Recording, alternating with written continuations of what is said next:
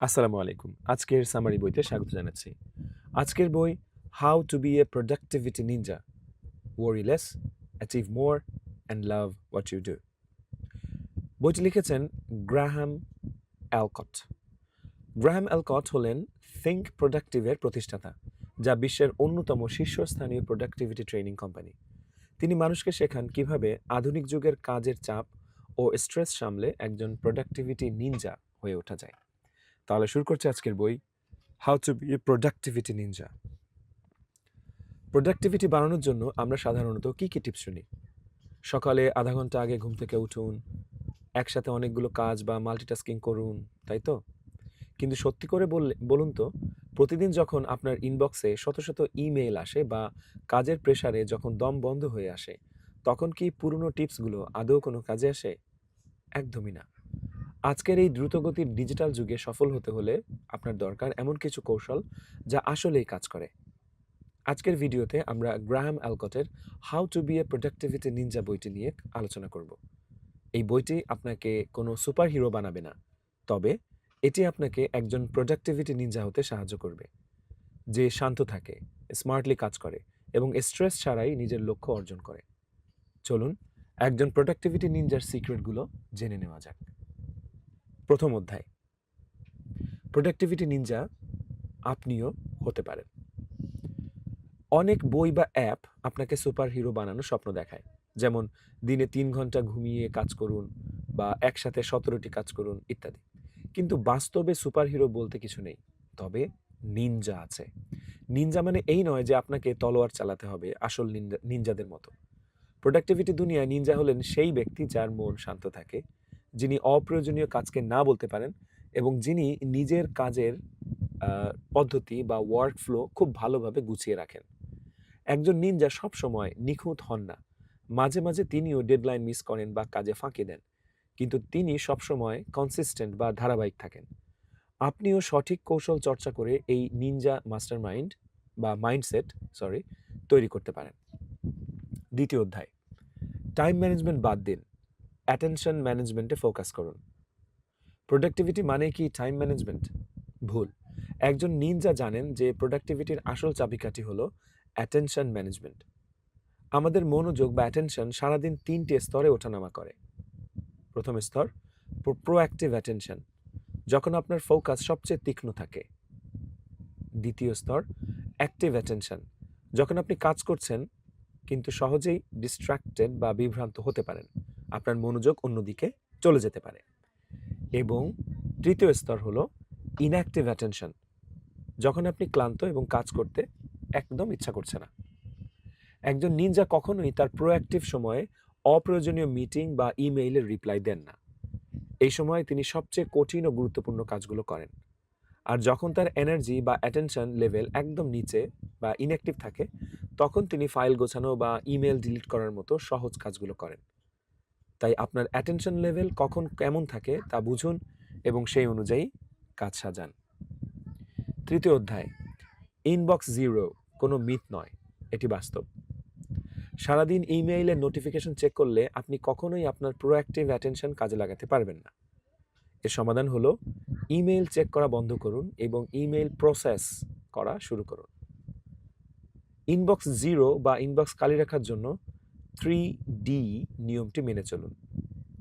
3Ds, যে ইমেইলের কাজ 2 মিনিটের কম সময়ে করা সম্ভব সেটির সাথে সাথে ডিল করে ফেলুন, এটা হলো প্রথম ডি। ডিলিট করুন অথবা ডেলিগেট অন্য অন্য কাউকে দিয়ে এটি করিয়ে নিন, এটা হলো দ্বিতীয় এবং তৃতীয় ডি। আর যে ইমেইলের জন্য 2 মিনিটের বেশি সময় লাগবে সেগুলোটি 3টি ফোল্ডারে ভাগ করে রাখুন। প্রথম ফোল্ডার অ্যাকশন, যেগুলোতে আপনার কাজ করতে হবে। দ্বিতীয় ফোল্ডার রিড, যেগুলো আপনার মনোযোগ দিয়ে পড়তে হবে। এবং 3 ওয়েটিং, যেগুলোর জন্য অন্য কারো উত্তরের অপেক্ষায় আছেন। দিনে মাত্র 3বার ইমেইল প্রসেস করে ইনবক্স জিরো করার অভ্যাস করুন। চতুর্থ অধ্যায়, কাজের তালিকা তৈরির জাদুকরী অস্ত্র, CORD মডেল। আমরা অনেকেই টু ডু লিস্ট তৈরি করতে গিয়ে তালগোল পাকিয়ে ফেলি। এর সমাধান হলো নিনজাদের প্রিয় CORD মডেল তৈরি করা। এখানে সি দিয়ে ক্যাপচার, ও তে হয় অর্গানাইজ, আর তে রিভিউ এবং D for do. So capture, organise, review, do, সংক্ষেপে কর্ড। প্রথম ধাপটি হলো ক্যাপচার অ্যান্ড কালেক্ট। এই ধাপে আপনি আপনার মাথার সব চিন্তা, ইমেল, পোস্ট ইট নোট বা জমে থাকা সব কাজ একটি ট্রেতে কাগজে লিখে ফেলুন। এই কাজগুলো কিভাবে করবেন তা নিয়ে একদম ভাববেন না, শুধু কাজগুলো এক জায়গায় জড়ো করুন। এটি আপনার মনের বোঝা কমিয়ে দেবে। পঞ্চম অধ্যায়, টু ডু লিস্ট হ্যাক করা। এবার কর্ড মডেলের দ্বিতীয় ধাপ হচ্ছে অর্গানাইজ। শুধু কাজের একটি বড় লিস্ট থাকলেই হবে না, সেগুলোকে সাজাতে হবে। কাজগুলোকে দুটি ভাগে ভাগ করুন, 1 প্রজেক্টস এবং 2 মাস্টার অ্যাকশনস। প্রজেক্টস, যে কাজগুলো শেষ করতে কয়েকটি ধাপ পার করতে হয়, যেমন ইন্টারনেট লাইন পরিবর্তন করা ইত্যাদি, এগুলো হচ্ছে প্রজেক্টস। এবং দ্বিতীয়টি হলো মাস্টার অ্যাকশনস, যেগুলো সরাসরি অ্যাকশন নেওয়া যায়, যেমন মঙ্গলবারের মধ্যে ইন্টারনেট লাইন ক্যান্সেল করা। টু ডু লিস্টের কাজগুলোকে প্রজেক্ট অনুযায়ী না সাজিয়ে জায়গা বা কনটেক্সট অনুযায়ী সাজান, যেমন অফিসের কাজ, বাড়ির কাজ বা যাতায়াতের পথে করার কাজ। এতে আপনি অফিসে বসে বুঝতে পারবেন আপনাকে এখন ঠিক কোন কাজগুলো করতে হবে। ষষ্ঠ অধ্যায়, রিভিউ। কাজ করার চেয়ে কাজ নিয়ে ভাবা সমান গুরুত্বপূর্ণ। CORD মডেলের তৃতীয় ধাপ হলো রিভিউ। আপনি অন্ধের মতো কাজ করে গেলেই হবে না, আপনাকে নিয়মিত চেক করতে হবে আপনি সঠিক পথে আছেন কিনা। প্রতি সপ্তাহে 2 ঘন্টা সময় নিয়ে একটি উইকলি চেকলিস্ট তৈরি করুন। গত সপ্তাহের কাজগুলো রিভিউ করুন এবং আগামী সপ্তাহের কাজের প্রায়োরিটি সেট করুন। এছাড়া প্রতিদিন কাজ শুরুর আগে একটি ডেইলি চেকলিস্ট তৈরি করুন, যেখানে আপনার দিনের সবচেয়ে বড় বা কঠিন কাজগুলো চিহ্নিত করে সেগুলোর জন্য প্রোঅ্যাক্টিভ সময় বরাদ্দ রাখবেন। সপ্তম অধ্যায়, কাজ শুরু করুন এবং বোরডম দূর করুন, অর্থাৎ ডু। CORD মডেলের শেষ ধাপ, ডু, অর্থাৎ কাজটি করা। কাজ করার সময় নিজের অ্যাটেনশন লেভেল অনুযায়ী কাজ বেছে নিন। এক কাজ থেকে অন্য কাজে বারবার লাফ দেওয়া বা মাল্টিটাস্কিং করা বন্ধ করুন, কারণ যে কোনো কাজ শুরুতেই, যেমন লগ ইন করা, ফাইল গোছানো, কিছু সেট আপ টাইম নষ্ট হয়। তাই একই ধরনের কাজগুলো একটানা করার চেষ্টা করুন, আর একঘেয়েমি কাটাতে মাঝে মাঝে কাজের পরিবেশ বা ধরন পরিবর্তন করুন। অষ্টম অধ্যায়, প্রোডাক্টিভিটি বাড়ানোর আরও কিছু নিনজা টেকনিক। মাল্টিটাস্কিংয়ের বদলে মনোটাস্কিং বা একবারে একটি কাজে ফোকাস দিন।